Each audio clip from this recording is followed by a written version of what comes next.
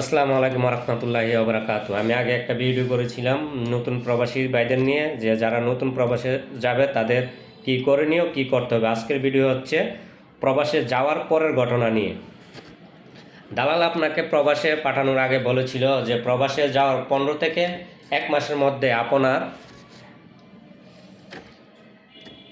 আপনাকে ভালো একটি কোম্পানিতে কাফেলা 1 বছর 15 মাসের আকামা এবং সকল প্রকার কাগজপত্রাদির ব্যবস্থা করে দিবে, এবং প্রতি মাসের বেতন আপনি প্রতি মাসে পাবেন, কোনো প্রকার ঝামেলা হবে না।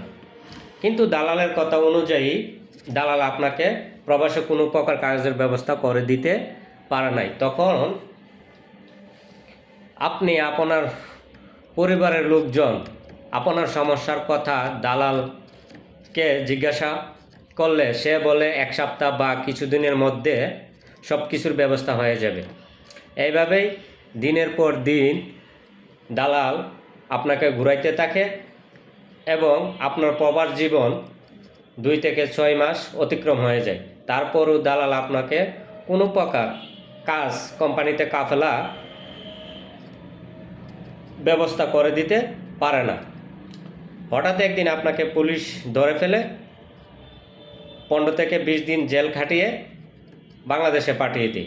দেশে আসার পর আপনি দালালের পিছনে ঘুরতে থাকেন আপনার টাকা ফেরতের আশায়, কিন্তু দালাল আপনার টাকা ফেরত না দিয়ে এক পর্যায়ে আপনার সাথে সকল প্রকার যোগাযোগ বন্ধ করে দিই। তখন আপনি নিরুপায় হয়ে আইনি সহায়তা পাওয়ার জন্য দালালের বিরুদ্ধে একটি অভিযোগ দাখিল করেন প্রবাসী কল্যাণ সহায়তা ডেস্কের মাধ্যমে। কিন্তু দালালের সাথে আপনার লিখিত চুক্তি বা আর্থিক লেনদেনের কোনো প্রকার প্রমাণ নাই। তখন দালাল বলে আমি তাকে প্রবাসে পাঠিয়ে আমার কথা অনুযায়ী সব কিছুর ব্যবস্থা করে দিছি। দালাল আরও বলে যে তার সাথে আমি আরও 2 জন লোক প্রবাসে পাঠিয়েছি, তারা 2 জন তো ভালো আছে, কাজ করতেছে, প্রতি মাসে 50 থেকে 60,000 টাকা বেতন পাচ্ছে, তাদের তো কোনো ঝামেলা নাই। এইভাবে দালাল আপনার সাথে প্রতারণা করবে এবং এই কাজগুলোই এখন হচ্ছে।